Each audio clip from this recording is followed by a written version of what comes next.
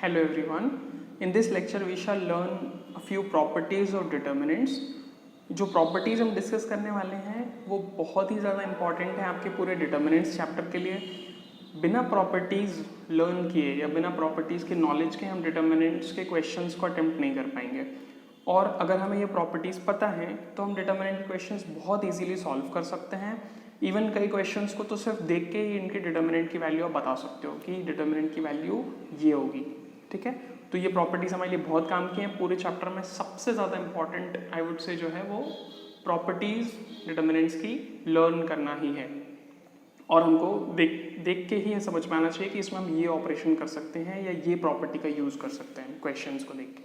ठीक है, तो स्टार्ट करते हैं. सबसे पहली प्रॉपर्टी जो हम डिस्कस करने वाले हैं डिटर्मिनेंट्स की वो ये कहती है कि किसी भी एक मैट्रिक्स में अगर मैं रोज़ को इंटरचेंज कर दूं कॉलम्स से.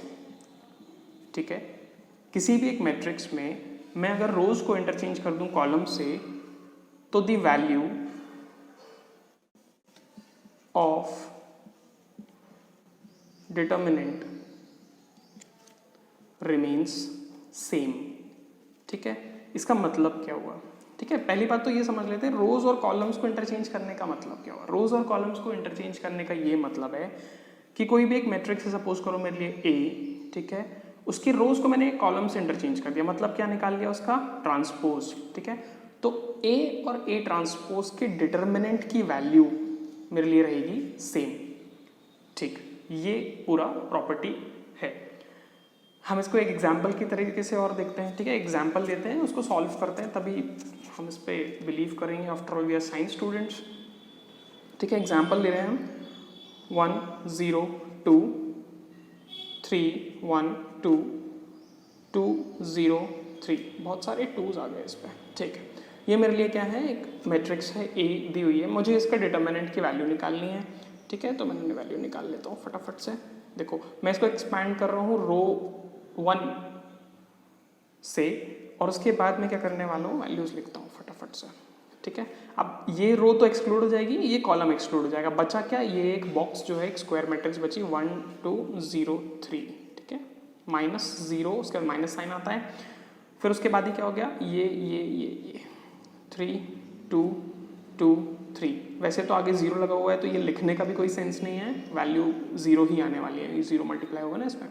और ये बचा 2, तो ये पूरी कॉलम जो है मेरे लिए एक्सक्लूड हो जाएगा. बचेगा 3 1 2 0 3 1 2 0. ठीक है, एक्सपैंड कर देते हैं फटाफट से.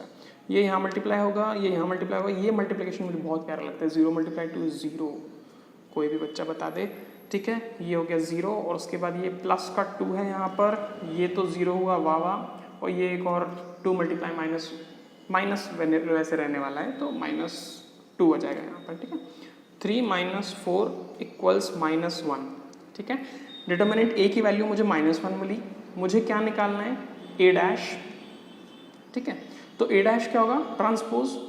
इसको ट्रांसपोज कर देते हैं हम, रोज बन जाती हैं कॉलम्स. ठीक, ये बन गया ए डैश. ए डैश की वैल्यू और कैलकुलेट कर देते हैं तो हमें जो प्रॉपर्टी है वो वेरीफाई हो जाएगी या प्रूव हो जाएगी. ठीक है, ये तो -1 ला रहा है. इसका मैं ए डैश के डिटर्मिनेंट की वैल्यू कैलकुलेट करता हूँ, क्या आएगी मेरे लिए. इस रो से ही मैं इसको एक्सपैंड कर रहा हूँ तो 1. ठीक है, बचा क्या, 1 0 2 3. फिर यहाँ नेगेटिव साइन आता है, नेगेटिव आता है. ठीक है, 3 माइनस का बचा क्या, ये 0 ये 0 ये 2 ये 3, वाह. ठीक है, और क्या बचा, प्लस का 2, इतना वाला पार्ट. ठीक है, 0 1 2 2, बहुत बढ़िया. ये 3 1 में मल्टीप्लाई होगा तो केवल 3 बचेगा. ठीक है, ये 3 है, ये 0 हो गया, ये 0 हो गया, पूरा 0 ही हो गया तो बीच में कुछ नहीं आने वाला है. यहाँ से ये 0 हो गया, ये हो गया -2 × 2 कितना हो जाएगा, -4. वैल्यू कितनी आ रही है, -1. ठीक है, तो ए डैश डिटर्मिनेंट जो है उसकी भी वैल्यू क्या आई, -1 ही आई. ये दोनों वैल्यूज आपस में सेम हैं. ठीक है, यही हमारी प्रॉपर्टी को वेरीफाई करता है. हमने यही कहा था कि अगर एक मैट्रिक्स है मेरे लिए ए और मैं उसका ट्रांसपोज निकालूं तो दोनों जो मेरे लिए मैट्राइसेस हैं ए और ए डैश, दोनों की डिटर्मिनेंट की वैल्यू जो है वो क्या होने वाली है, सेम होने वाली है. ठीक ठीक है, अब सेकेंड प्रॉपर्टी देखते हैं। डिटर्मिनेंट की सेकेंड प्रॉपर्टी मेरे लिए ये कहती है कि अगर एक मैट्रिक्स है ए, ठीक है, अगर एक मैट्रिक्स है ए, उसमें मैं क्या करूं, किन्हीं भी दो रोज को, ठीक है, या ऑब्लिक किन्हीं भी दो कॉलम्स को मैं इंटरचेंज करूं, ठीक है, क्या करूं, इंटरचेंज, ठीक है। बहुत ध्यान से देखना, इस प्रॉपर्टी में और फर्स्ट प्रॉपर्टी में थोड़ा सा डिफरेंस है। बेसिक डिफरेंस क्या है, वो ये है कि उस समय हम क्या कर रहे थे, ट्रांसपोज निकाल रहे थे, रोज को और कॉलम्स को ही बदल दे रहे थे, ठीक है, ट्रांसपोज निकाल रहे थे। यहाँ मैं क्या कह रहा हूँ, यहाँ मैं ये कह रहा हूँ कि अगर ये एक रो है और ये एक दूसरी रो है, ये एक तीसरी रो है, ठीक है, इन दोनों रोज को मैंने कर दिया इंटरचेंज, मतलब इसको उठा के यहाँ ले आया, ठीक है, या इसको उठा के यहाँ ले आया, तब ये प्रॉपर्टी अप्लाई होगी, ठीक है, ध्यान रखना इस चीज़ को। ये रो में भी कर सकता हूँ, कॉलम में भी कर सकता हूँ। इंटरचेंज अगर मैंने कर दिया तो इसका क्या होता है, तो जो मैट्रिक्स है मेरे लिए ए, उसके डिटर्मिनेंट की जो वैल्यू है, वैल्यू पे कोई फर्क नहीं पड़ता, बट साइन चेंज हो जाता है, ठीक है। मतलब क्या कि अगर सपोज करो ए मैट्रिक्स थी मेरी, उसके डिटर्मिनेंट की वैल्यू थी 2, ठीक है। अगर अब मैंने क्या किया, अब मैंने रो को किसी भी दो रो को कर दिया इंटरचेंज, ठीक है, रो 1 हो गई रो 2, ऐसा कुछ ऑपरेशन किया था हमने, ठीक है, रो 1 रो 2 में बदल गई, ठीक है। एलिमेंट्री ऑपरेशंस में मैट्रिसेस के इन्वर्स निकालने के लिए हमने किया था, तो ये ऑपरेशन आप कर सकते हो, यहाँ पे भी कोई दिक्कत नहीं है। तो जब मैंने ये ऑपरेशन किया तो इसके बाद जो डिटर्मिनेंट है मेरा, मैट्रिक्स जो थी ए, सपोज करो मैट्रिक्स नई बन गई, बी बन गई, तो उसकी जो डिटर्मिनेंट की वैल्यू है वो हो जाएगी -2, ठीक है, साइन चेंज हो जाएगा। अगर -2 थी तो 2 बन जाएगी, 2 थी तो -2 बन गई, ऐसा, ठीक है। सो खुद से भी कोई एक एग्जांपल लेके वेरीफाई कर सकते हो, प्रूफ कर सकते हो। जो हमने पहले फर्स्ट एग्जांपल लिया था उसी एग्जांपल को चेंज करके देखना, ठीक है। मतलब क्या, किसी भी दो रो को आगे पीछे करके उसके बाद उसकी वैल्यू कैलकुलेट करोगे तो उसका साइन चेंज हो जाएगा, -1 आया था तो 1 आ जाएगा, ठीक है। अब थर्ड प्रॉपर्टी देखते हैं। थर्ड प्रॉपर्टी जो डिटर्मिनेंट की है वो मेरे लिए ये कहती है कि किसी भी एक मैट्रिक्स में, सपोज करो भाई हमारा ए तो बहुत फेवरेट नंबर है ना, ठीक है, अल्फ़ाबेट है, सॉरी, तो ए एक मैट्रिक्स है मेरे लिए। अगर उस मैट्रिक्स के अंदर कोई भी दो रोज, ठीक है, एनी 2 रोज ऑब्लिक एनी 2 कॉलम्स, ठीक है, रोज हो या कॉलम्स हो, अगर ये दोनों हैं आर आइडेंटिकल, ठीक है। आइडेंटिकल शब्द का मतलब जानते हैं अपन, सेम, एग्जैक्टली सेम, 1 2 3, अगर पहली रो है तो सेकेंड रो भी हुई 1 2 3, ठीक है, तो ये दोनों रोज क्या कहलाएंगी, आइडेंटिकल कहलाएंगी। अगर आइडेंटिकल हैं तो क्या होगा, तो the value of determinant will be 0, ठीक है, 0, बढ़िया। अगर किसी भी एक मैट्रिक्स में 2 रोज या 2 कॉलम्स आइडेंटिकल हैं तो value of determinant will be what, 0, ठीक है। इसको भी हम वेरीफाई करके देख लेते हैं, ठीक है। जो हमने पहले इनिशियल एग्जांपल लिया था हमारा 1 0 2, इस बारी मैं क्या करने वाला हूँ, सेकेंड रो को भी मैंने आइडेंटिकल बनाया 1 0 2, और फिर मेरी थर्ड रो क्या थी 2 0 3। अरे वैसे तो चलो यहाँ कुछ और लेते हैं, या 1 2 3 ले लेते हैं, ठीक है, क्योंकि वो तो पूरा सेम ही हो जाता ना, नहीं तो 1 2 3 ले लिया, ठीक है। बेसिकली मेरे लिए क्या है, ये वाली रो और ये वाली रो आइडेंटिकल है, तो प्रॉपर्टी हमें दिमाग में है, वैल्यू आनी चाहिए 0। कैलकुलेट करके देखते हैं, इसका डिटर्मिनेंट की वैल्यू निकालते हैं। देखो फर्स्ट रो से एक्सपेंड कर रहा हूँ, बचेगा क्या, 0, ये वाली रो है ना एक्सपेंशन वाली, 2 2 3, फिर यहाँ क्या है माइनस का 0 मैं नहीं लिख रहा फिर से यार, बहुत मेहनत करवाते हो, एक ही जैसा होगा, 0 ही होने वाली है वैल्यू, ठीक है, 2। उसके बाद यहाँ क्या बचा 1 0 1 2 1 0 1 2, ठीक। कैलकुलेट करते हैं फटाफट से, ये तो 0 हो गया भैया, ये कितना हो गया -4, ये तो 0 है ही, यहाँ कितना है ये 2 और ये तो 0 हो गया 1, ठीक है, ये 2 और ये 2 कितना हो जाएगा 4, -4 + 4, अरे वाह वाह वाह 0, ठीक है, हो गई प्रूफ, हो गया प्रूफ। क्या बोल रहे थे हम ये बोल रहे थे प्रॉपर्टी, थर्ड प्रॉपर्टी क्या कहती है कि अगर किसी भी एक मैट्रिक्स में आइडेंटिकल रोज हैं या आइडेंटिकल कॉलम्स हैं, ठीक है, अभी कॉलम इसमें आइडेंटिकल नहीं है बट कॉलम भी हो सकते हैं, कोई दिक्कत नहीं। अगर कोई भी दो रोज या कोई भी दो कॉलम्स आइडेंटिकल हैं तो डिटर्मिनेंट की वैल्यू क्या होने वाली है मेरे लिए, बिल्कुल आंख तो खोलना पड़ेगा ना, तभी तो देखोगे आइडेंटिकल है कि नहीं। वैल्यू सीधा सीधा मेरे लिए हो जाएगी 0। ठीक है, बहुत खुश हो जाओगे देख के कि हाँ भाई कैलकुलेट नहीं करना, property bye property number 3 of determinants the value will be 0। ठीक है, इसके बाद हम देखते हैं फोर्थ प्रॉपर्टी। ठीक है, फोर्थ प्रॉपर्टी डिटर्मिनेंट्स की क्या कहती है, वो ये कहती है कि अगर मैंने कोई भी कांस्टेंट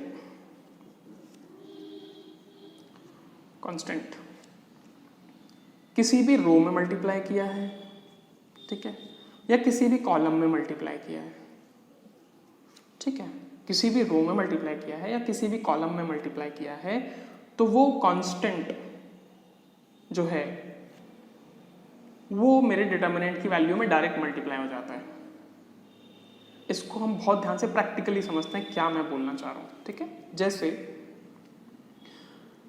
एक k कांस्टेंट है, ठीक है, वो किसी भी एक मैट्रिक्स की रो में मल्टीप्लाइड है। ठीक है, पूरे में से सपोज करो कॉमन भी निकाल सकते हो, तो पूरी एक रो में, ठीक है, मल्टीप्लाइड है। मैं उस k को कॉमन ले सकता हूँ बाहर और अल्टीमेटली वैल्यू क्या बचेगी, k multiplied by the value of determinant. ठीक है, ये बातें ऐसे बोलने में बहुत अलग लग रही हैं, इसका हम प्रैक्टिकल देखते हैं। हमारे लिए जो डिटर्मिनेंट था a, वो था मेरे लिए क्या 0 2 3 1 2 2 0 3।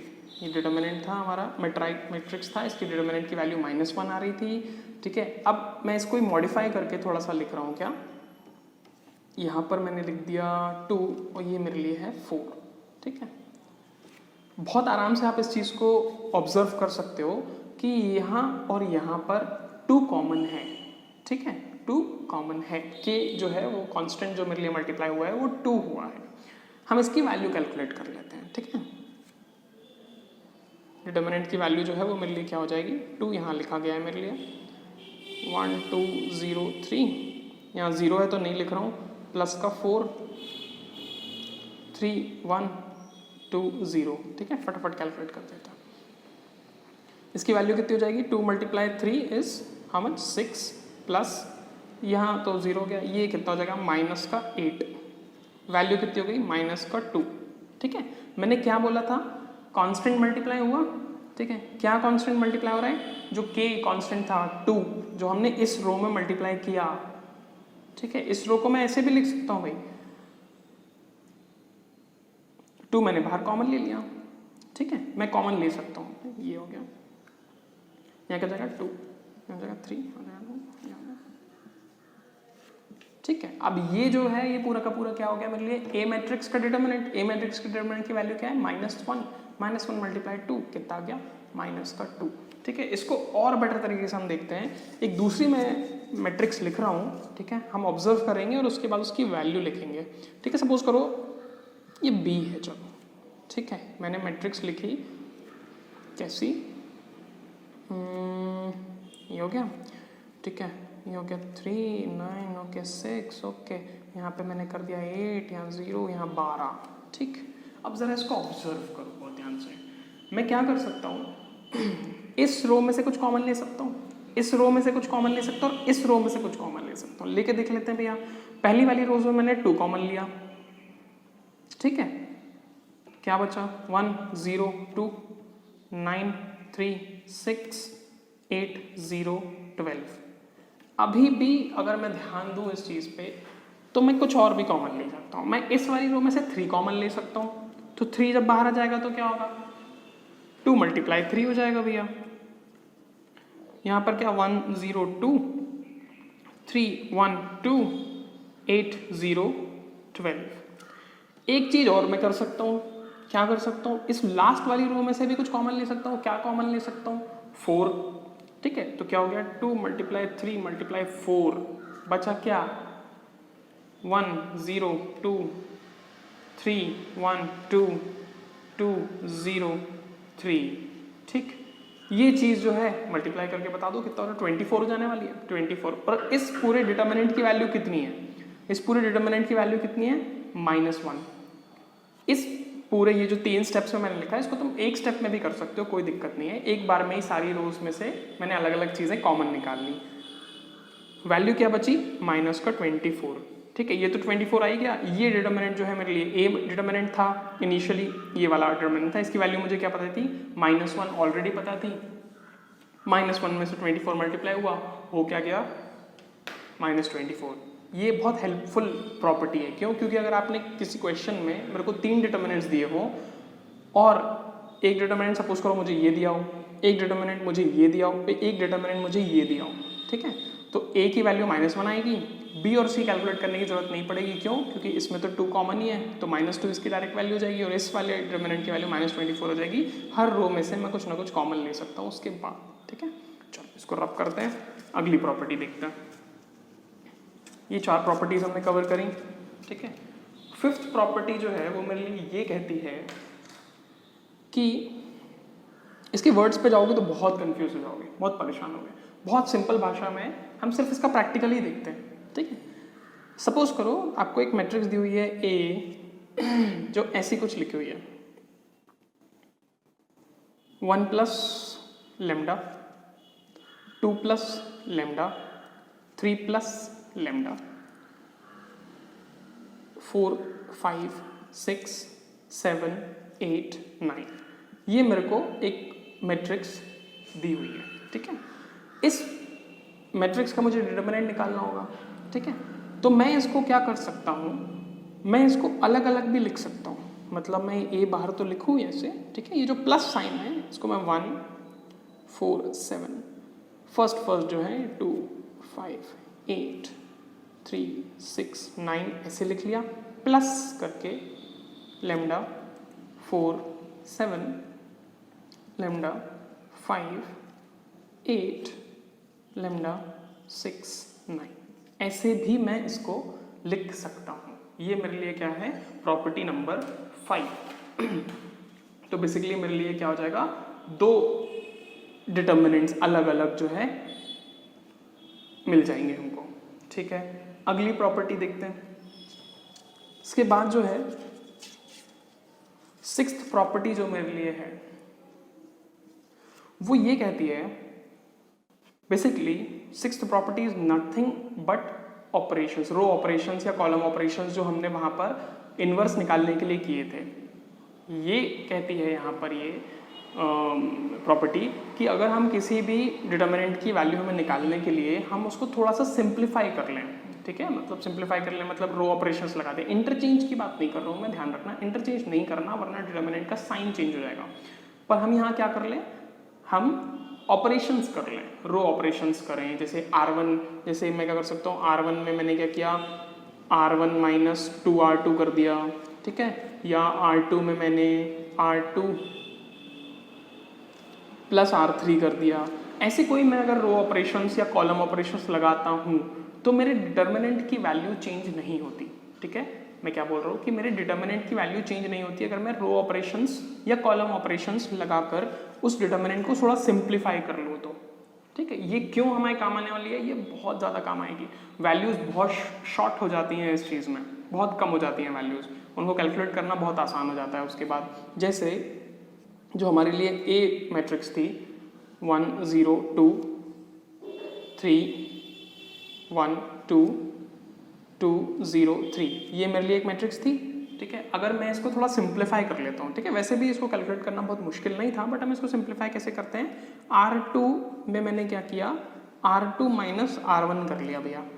ठीक है, तो मेरी जो नई मैट्रिक्स है वो कैसी हो जाएगी, रो 1 तो सेम ही रहेगा 1 0 2, रो 2 सब्ट्रैक्ट हो गया तो क्या बचा, यहाँ 2 बचा, यहाँ तो 1 ही रहेगा, और ये एक और क्या हो गया 0, यहाँ क्या है 2,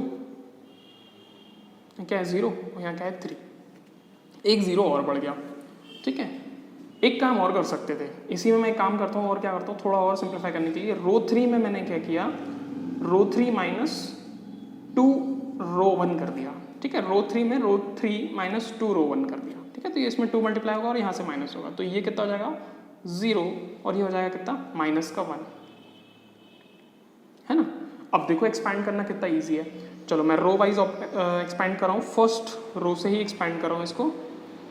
क्या होता है देखो, 1, याद रखना इसकी वैल्यू मेरे लिए क्या आई थी, -1 ही आई थी, इस बार भी -1 ही आनी चाहिए। अगर -1 ही आ रही है तो मेरी ये प्रॉपर्टी क्या हो जाएगी, वेरीफाई होगी, नहीं तो नहीं होगी। कर लेते हैं चलो, 1 0 0 -1, ठीक है, माइनस पे ये 0 है ही, +2,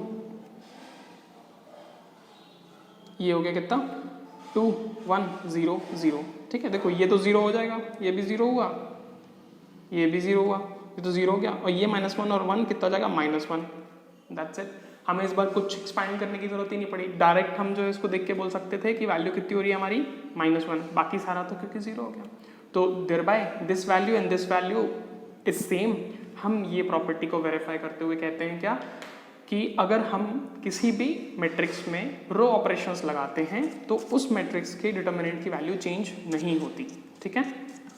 चलो, एक प्रॉपर्टी जो है जो बुक में आपको नहीं मिलेगी, बट आपको बिल्कुल ऑब्जर्व करते हुए बस ऐसा कहना है कि अगर किसी भी एक डिटर्मिनेंट में, किसी भी एक मैट्रिक्स में डिटर्मिनेंट की वैल्यू निकालते समय अगर कोई भी एक रो की पूरी वैल्यूज अगर 0 हैं, ठीक है, अगर ऐसे आपको 0 0 0 ऐसे दी हुई है, 1 2 3 4 5 6, तो ये बेसिकली क्या हो जाएगा मेरे लिए, डिटर्मिनेंट की वैल्यू इसमें क्या होने वाली है, 0 ही रहने वाली है, ठीक है। डिटर्मिनेंट की वैल्यू कैलकुलेट करोगे तो अगर इससे एक्सपैंड करोगे तो देखो सारी वैल्यू 0 है, तो डिटर्मिनेंट की वैल्यू भी 0 होगी, कोई दिक्कत नहीं है। जो प्रॉपर्टी आपको बुक में दी हुई है, लास्ट प्रॉपर्टी जो है मेरे लिए, ठीक है, 6 प्रॉपर्टीज़ ही हैं आपको, ये एक मैंने अलग से बताई थी थोड़ी, तो इतनी ही प्रॉपर्टीज़ हैं। ये प्रॉपर्टीज़ को हमको याद करना है, इसके जितने क्वेश्चंस हैं वो हम सॉल्व करेंगे इसके ऊपर बेस्ड, और बेसिकली आगे के क्वेश्चंस तभी आप सॉल्व कर पाओगे जब ये सारी प्रॉपर्टीज़ आपको कंठस्थ हों और बिल्कुल प्रैक्टिस में हो, ठीक है। याद रखना और एक्चुअली उसको अप्लाई करने में बहुत अंतर होता है, तो वो हम जानते ही हैं उस चीज़ को कि हमने आज तक जितना एजुकेशन लिया उसको अप्लाई कितना किया। तो ये जो प्रॉपर्टीज़ हैं उनको अगर अप्लाई करके नहीं देखोगे, क्वेश्चंस में करके नहीं देखोगे, तो इन प्रॉपर्टीज़ का कोई सेंस नहीं बनेगा, ये बस याद रहेंगी, लेकिन जब क्वेश्चन करने बैठेंगे तो अप्लाई नहीं कर पाएंगे, प्रैक्टिकल नहीं कर पाएंगे। तो क्वेश्चंस को प्रैक्टिस करो, इसके ऊपर बेस्ड बहुत सारे क्वेश्चंस हैं, हम नेक्स्ट लेक्चर में एग्जाम्पल्स करेंगे इन प्रॉपर्टीज़ के ऊपर बेस्ड, कुछ क्वेश्चंस को प्रूफ करेंगे जो क्वेश्चंस हमारे लिए डिटर्मिनेंट्स में आते हैं, टिपिकल क्वेश्चंस जो हैं, ठीक है। नेक्स्ट लेक्चर में मिलते हैं, जय हिंद।